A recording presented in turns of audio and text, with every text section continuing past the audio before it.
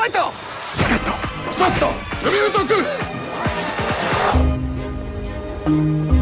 market here isn't the same anymore. It's half the rate, twice the work. But I got you a gig and the pay is actually pretty good. What's my part? So, what do you think we do here? We sell emotion. How? We play roles in clients' lives. Parents, siblings, boyfriends, girlfriends, best friends, and help them connect to what's missing. I'm just an actor. I don't know how to help people. What I'm offering here is a chance to play roles with real meaning. What do you need me for? We need a token white guy.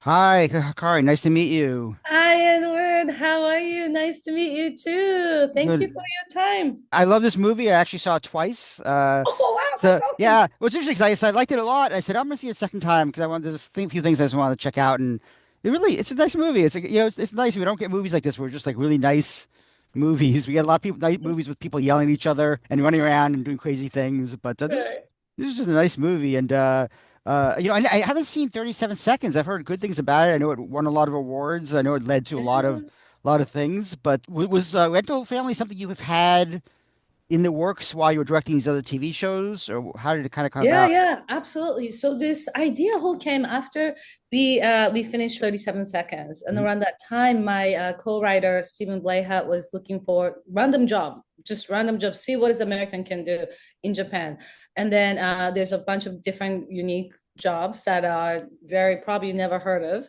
like dressing like a butler cafe, butler, and serving tea at the butler cafe in Tokyo, too, right? Translator, and then rental family business was came out one of them. And as we were doing a research and what kind of story you want to tell, do we want to tell a story from a perspective of people who being rented or people who actually rent, right? So we're figuring out the story, pandemic hit. So we kind of directly went into this unknown of like, wow, what's going to happen. And obviously, as you remember, we're just getting so divided, right? Like I felt so lonely. I felt so there's just like so much that happened in that time period that I really felt like we need to write a story that is connect people. And that was kind of beginning part of it. So from there, talking about, do we want to tell a story about people who are renting this, using the service, to people who are providing. And as we gone through, it just felt like made more sense and it felt more positive if we were to tell a story from people's perspective, perspective of people who become actors and becomes a target, such as Brendan Fraser's character. Yeah, it's really amazing when I saw he co-wrote it and I went back and like, oh, he shot your previous movie. That's I'm not sure if you've ever seen a cinematographer get promoted to co-writer. I don't know if that's right. He's a storyteller, right? Okay. He loves movie. He knows every single movies that he probably did, just there is, and he really cares for the story. And that his first thing was great. He was a cinematographer, but as we were shooting, we really talked about what can we do, and then became a collaborator. And so yeah. Now, have you stayed in Tokyo this whole time? Because you must have come to the States for like beef and stuff like that, shooting beef and everything, right? I actually live in LA. You live in LA? Okay, all I'm right. based in LA. Yeah. So going back to your question, when we were writing and starting to write, kind of marinate ideas and it took us a little bit because we did a lot of interviews and both talked to the people who had who use the services to who provide service. Those are like my idea was like, we need to be authentic. The story has to be authentic. So we took a lot of time to do that during the pandemic. And then I got a job to work on Tokyo Vice. And so I took off for 6 months, went to Japan to shoot that show, came back, worked a little bit, and then I got pulled in to do beef. So I went to do a beef for 6 months and then came back when we finished in the next like a couple months. And then strike happened. So there's a lot of back and forth, but no matter how long it was, took. But I'm so glad that we were able to complete the movie. Yeah, I'm not sure if I got the right message from the movie because I walked away from the movie saying, "Boy, I wish they did this in New York. I need a job. I totally would do this in a second. I would do it in a second if there was a job like this in New York." Maybe we can do a TV show. So how long did it take you to get Brendan Fraser and kind of get him involved and like Mm. sign up? I mean, he's obviously such a huge part of this movie. Yeah, it's I saw his movie, the whale, I think it was like New Year of 2023, like when he was doing the circuit, Uh-huh. right? It was, and then he was so busy doing the press. So I told my producer, like, I think Brandon is incredible. But we kind of had to take a pause because while he's doing this, the press tour. And then once he won the Oscar, which I was so happy, and that was like after I was able to talk to him or meet in person. But we sent script earlier, before that, right after we saw the movie. I saw the movie. We shared the script, and I believe that he might have read it before from somewhere else. But then when he was ready to meet, we met for 6 hours in New York Okay. City. Yeah. And did you start developing the script around him once he signed on? Was it a matter of sitting down or Actually, we did we already spent at that point like 2 years of just developing and building the story okay. around. Like we had 16 different versions of the story that we could write. And so when we got to him, it was just very much of like, this is pretty much where we want to go. The only difference was that the character, the age was a little bit younger than he was 54 at the time, and it was written for somebody who's late 30s. So that adjustment, we built it and we kind of changed around to fit his age. Hmm. Now I know Takahiro and what's the name? Mari have done a lot of work here. I mean, they've been in Monarch and Shogun, Mhm. Emmy nomination, Pachinko. I haven't seen Shogun or Pachinko. I'm embarrassed to say I have seen Monarch, so I know them both from Mm, Monarch. But so it's like yeah. finding Japanese actors who are kind of a little more well known here. Did that help kind of like get the financing and get things going on this? It actually wasn't. The studio was so open, and I'm so grateful for this. The team over at Searchlight, they read the script and they're like, we're in. Okay. And from there, and then, obviously Brandon was attached. So from there, we auditioned everybody, Oh wow. including, and Mary. So I also wanted to be, frankly, I just really wanted to see who's perfect for the role, right? So we did the whole intense, just as any other roles, like we just auditioned for everybody. And these great actors came in for casting for Tada's role, Mari's role, same thing, Akira's role too. And so and then from all the collectively, we just find the, perfect, I would say, family Hmm. to make this movie with. We have to talk about Shannon, obviously, because she's Yeah, amazing. I'm amazed this is her first film, also maybe your yeah, first acting ever. So yeah, yeah. was it the same thing? You just saw a lot of tapes and of Yeah, the we girls and we we saw girls from all around the world. I didn't want to limit to half Japanese and half American or half. So it was like half Caucasian, half Asian. If that person who can speak English, that's the only thing that we need to have, mm, is that she has to be fluent in Japanese. So I saw some of the girls that were half Korean and half Caucasian, and then but Shannon just came in and she nailed it, just because she was so pure, and she just was so, in a good way, very naive, because that's the kind of quality that I needed to see in Mia's character. oh sure. And she's a great listener. Oh So yeah. I mean she brings that a lot. She pulls a lot out of Brendan. I'm sure he helped a lot with getting her perform. It's really the two of them together. thank you.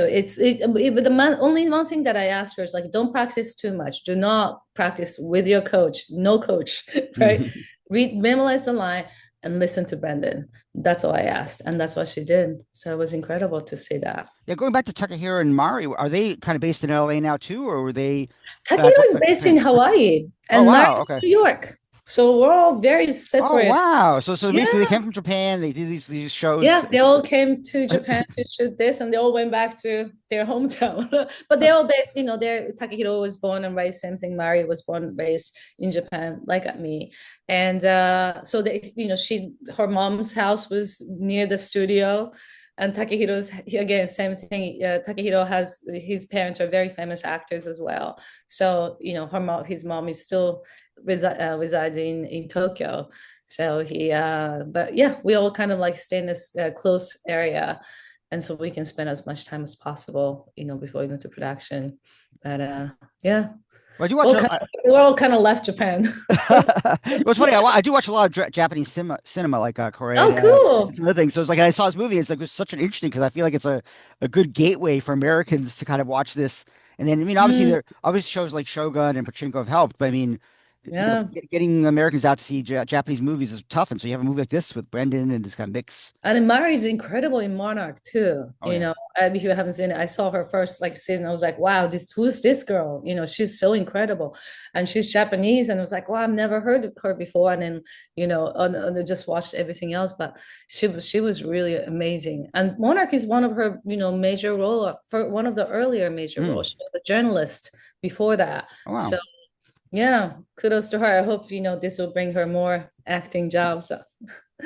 Now, what's it like filming in Tokyo when you have presumably a bigger budget, or I'm not sure what it is compared to TV. I think TV has bigger budgets. I'm not really sure. Yeah. But what's it like shooting there and shooting this kind of movie and finding locations? Yeah, it was. I mean, besides Brendan is an Oscar-winning actor, and it is a Hollywood movie. It really we tried to do as much as Tokyo is a small place, so we have to be very much mobile, contained with the crew. Can't have hundreds of crew like television show. Like Tokyo Vice was like 300 people moving around every day. This was more like a 50. Okay. You know what I'm saying? Yeah, so we did it very much like how Japanese cinema would be shot. In Japan, very smaller crew, but except there's certain cares that we have to go through, certain rules that under SAG rules we have to go through, and be very respectful of crew's time and working and hours, etc. So we try to do as much. It kind of like made a hybrid version of it. But Japan is such a really difficult place to shoot. There's so many rules, and also if the neighbor said, "I don't want you to shoot anymore, you got to stop shooting," we kind of have to stop shooting. It's that respect honoring system that exists. And so yeah, even though if I had this crane shot, dolly shot that I planned, I had one like a couple of times they said you can't put the dolly that morning off, and it was like, oh, okay. Oh, wow. So I have to think about it for real quick, and that was just like sweeping, like really beautiful shot that I've been thinking about so much. So a little bit devastated, but well, you do what you gotta do, right? Well, I hope Japan appreciates the fact you made this beautiful, almost a travelogue of Tokyo. I mean, I'm definitely. I hope so too. Yeah.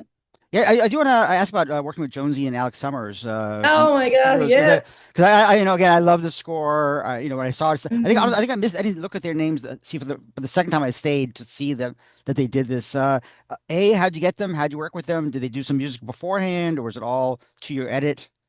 Sure. Separately, I mean, they've been partner for so many years, but separately, I was a huge fan of Sigur Rós, right? And then a huge fan of Alex because he composed some of my favorite movies like Captain Fantastic to Honey Boys to all these amazing movies. And so, but when we were trying to decide on the composer, the agents approached and they really are interested in working with you. And, Yonsei hardly, this is his like first or second movie that he said yes to compose. And so when somebody like Yonsei said you want to do it, then you just say great, let's see what happens. But then after they watched the movie, I just kind of gave them a freedom, or in a respectful way, please create whatever comes to your mind. After watching this movie, what is it, what do you feel? So do whatever you want to do, and then we'll figure out the edits. So they made like over 20, more than that, like so many beautiful cues and music that goes with. Some are very very like exciting and very like toy like, and some of them are very somber, right? And from there we start putting into the movie, and then we edit down so that it matches the picture. So in a way that they never composed to picture. It was just like they made the music and they put it together, and then we edited it down, and they added more voices. It was like a lot of layers. And Philip's character is somebody who's kind of broken, right, at first. So we talked about building a music that it's not pitch perfect. It just kind of starts out a little off, and you hear it if you listen to it. But then as he's grow as a person, it started movie just the music started to ground a little bit more, and in a deeper level. So we built that, and each individual character has a theme that we kind of go through. But yeah, so it was a lot of fun. I would work with them with any day, anytime. Oh, nice. Heartbeat. Yeah, it really worked. I mean, the music, I mean, Shigeru's music pulls out a lot of emotions, but the way he put their music to the scenes was perfect. That was amazing. Really That's great. awesome. I'm so glad you liked them. Yeah. I'll let them know. Oh yeah, please do. Yeah. So they don't know me, but whatever. They'll be Yeah, they'll be happy to hear. Yeah, of course.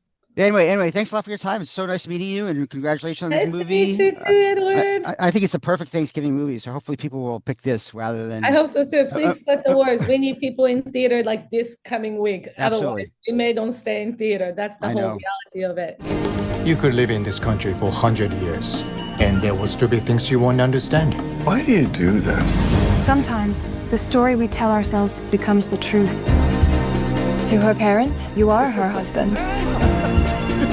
These people look at you like they've been waiting for you their whole lives.